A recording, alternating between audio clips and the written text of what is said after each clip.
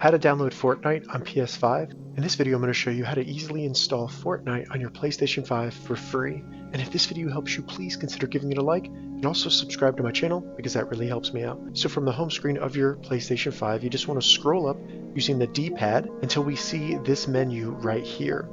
Once you get to the menu, hit the right button on the D-pad until you see PlayStation Store and select it using the X on your controller.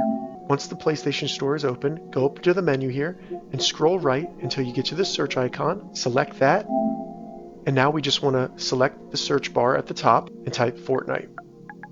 You'll then see Fortnite below, scroll down and select it, and then just select download.